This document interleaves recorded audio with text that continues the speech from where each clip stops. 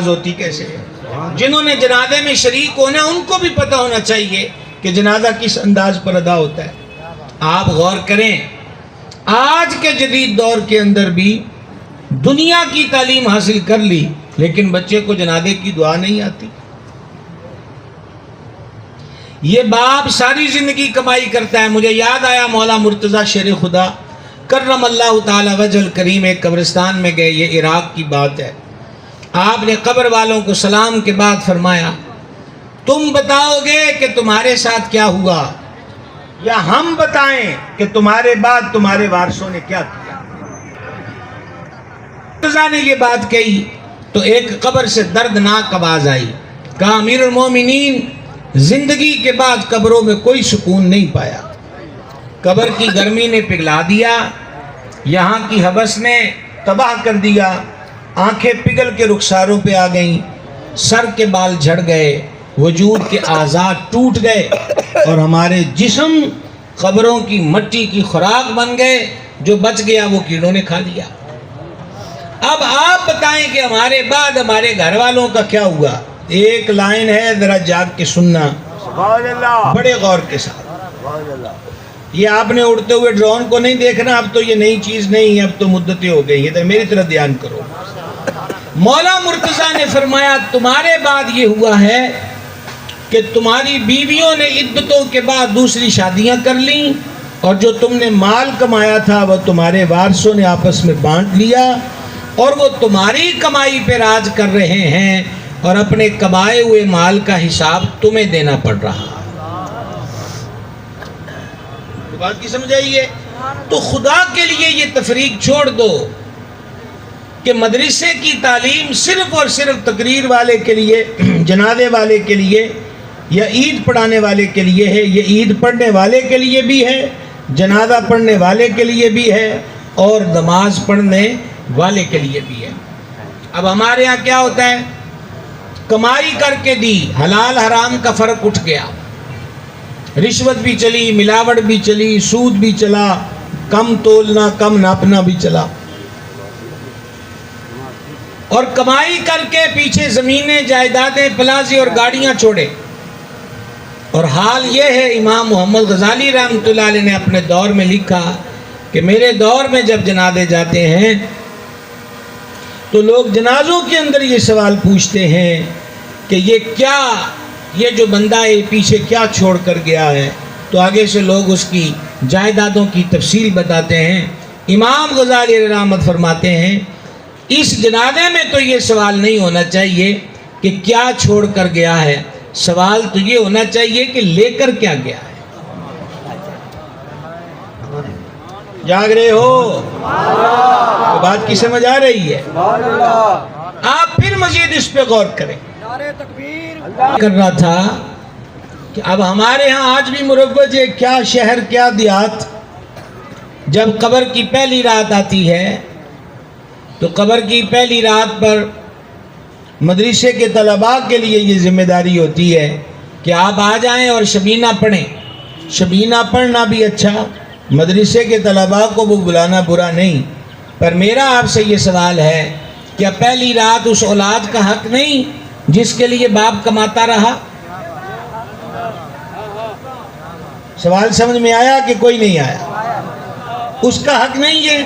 امام سیوطی رحمۃ اللہ علیہ نے شرح الصدور کے اندر اس کو لکھا ہے کہ ایک صحابی پاک رضی اللہ تعالیٰ عنہ نے اپنے بچوں کو وصیت کی،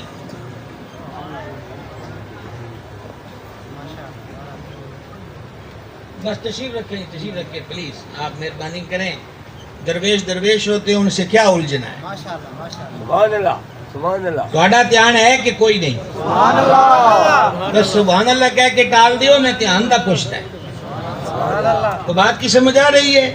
ان صحابی پاک رضی اللہ تعالی عنہ نے اپنے بچوں کو وصیت کی کہ جب مجھے قبر میں اتار لو تو ہلکا کر کے بیٹھ جانا میری قبر پر، اتنی دیر تک اللہ کا ذکر کرتے رہنا جتنی دیر میں ایک اونٹ کو ذبح کر کے اس کا گوشت کاٹ کر لوگوں میں بانٹ دیا جائے، اس پورے عمل میں جتنا وقت لگتا ہے اتنی دیر میری قبر پہ اللہ کا ذکر کرتے رہنا تاکہ نئی جگہ پہ میرا دل لگ جائے۔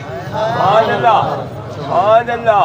جائے عبرت یہ ہے کہ اب جنازوں میں اعلان کرنا پڑتا ہے کہ مہمان کھانا کھا کے جائیں، جرم یہ بھی نہیں ہے، لیکن سوال یہ ہے کہ جس کے جنازے پہ جمع ہوئے ہیں وہ ابھی قبر میں نہیں اترا، لیکن زندوں کے لیے روٹی پک کے پھر بھی تیار ہو گئی ہے، تو ہم کس غفلت کے بازار کے اندر بیٹھے ہوئے ہیں؟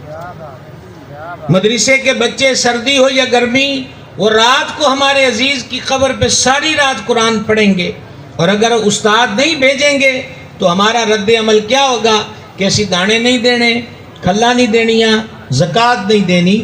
بھائی صاحب آپ بچے 1000 مرتبہ بلائیں، لیکن میرا سبق یہ ہے اپنے بچوں کو بھی ایسی تعلیم دے دیں کہ جس دن دنیا سے جائیں تو کم از کم قبر پہ آ کے فاتحہ تو پڑھ لیا کریں۔ سبحان اللہ سبحان اللہ۔ حضور سید العالمین خاتم النبیین علیہ الصلوۃ والتسلیم نے فرمایا جو جمعہ کے دن اپنے ماں باپ یا دونوں میں سے ایک کی قبر پر جائے اور سورہ یاسین شریف پڑھے، اللہ جل جلالہ اس باپ یا ماں کی قبر پر یاسین پڑھنے والے بیٹے کی بھی بخشش فرما دیتا ہے اور قبر والے ماں باپ کی بھی بخشش فرما دیتا ہے۔ آواز کمزور ہے آپ کی۔ سبحان اللہ۔ آپ مجھے یہ بتائیے کیا ہم مطمئن ہیں کہ ہم نے اپنے بچوں کو سورہ یاسین شریف پڑھنے کے قابل کر دیا؟ ایک سوال ہے۔ سبحان اللہ۔ اور ان کو سورہ یاسین شریف پڑھنے کے قابل کر دیا، وہ صحیح پڑھ سکتے ہیں، آیا ہم نے اپنی اولاد کی اس طرز پہ تربیت کی ہے کہ جب دنیا سے چلے جائیں تو کم از کم جمعے کے دن ہی آ جایا کریں؟ خاتم الحفاظ سیوطی رحمہ اللہ نے اس حدیث کو نقل کیا، جب کسی کے گھر والے دعا، استغفار، ذکر اذکار، یہ مفہومی الفاظ بول رہا ہوں، یا میت کی طرف سے صدقہ کرتے ہیں تو اللہ کا فرشتہ نور کی ٹرے میں، نور کی صورت میں وہ ثواب رکھ کر قبر والے کے پاس جاتا ہے اور اس کو کہتا اٹھ ہے گہری قبر والے، تیرے گھر والوں نے تیرے واسطے تحفہ بھیجا ہے۔ 2 جملے باقی ہیں، دل کے کان سے سننا۔ جان عالم علیہ الصلوۃ والسلام نے فرمایا دنیا اور جو کچھ دنیا کے اندر ہے وہ سارا کچھ بھی اس قبر والے کو دیا جاتا تو وہ اتنا خوش نہ ہوتا جتنا نور کی صورت میں گھر والوں کے بھیجے ہوئے ایصال ثواب کو پا کر خوش ہوتا ہے۔ اور اس کا آخری حصہ دردناک ہے کہ قرب و جوار کے وہ قبروں والے کہ جن کے پیچھے نہ دعا نہ فاتحہ نہ ذکر نہ صدقہ کوئی کرنے والا نہیں، تو جب وہ اپنے گوانڈی پڑوسی قبروں والوں کو دیکھتے ہیں کہ ان کے گھر سے روز ہی نور آ رہا ہے ایصال ثواب کی کو نور کی صورت میں، تو میرے آقا فرماتے ہیں وہ مردے غم میں مبتلا ہوتے ہیں۔ یہ وہم نکالیے کہ مدرسے کی تعلیم صرف اور صرف مولوی صاحبان کے لیے۔ ایک اور مسئلے کی طرف آپ کی توجہ دلاؤں، کثیر یہاں علماء موجود ہیں، علماء کے پاس اگر ہفتے میں 100 سوال آیا ہے تو میں یہ کہوں گا کہ ان میں 70 یا 80 سوالات طلاق کے بارے میں ہیں۔ آپ میں سے جو وکلاء حضرات بیٹھے ہوں ان سے یہ بات پوشیدہ نہیں ہوگی کہ کورٹ کچہریوں کے اندر زیادہ تر کیسز کی تعداد جو ہے وہ طلاق کی ہے، وہ خلا کی ہے، وہ عدالت سے فیصلہ لینے کی ہے۔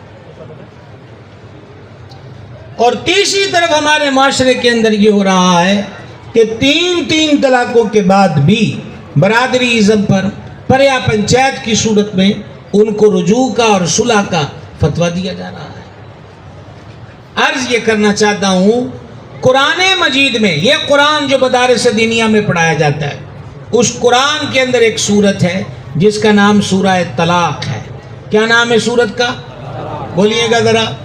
اب آپ میں سے کتنے شادی شدہ حضرات بیٹھے ہیں جنہوں نے اس سورہ طلاق کو ترجمے اور تفسیر کے ساتھ پڑھ لیا ہو؟ یہ ایک سوال ہے۔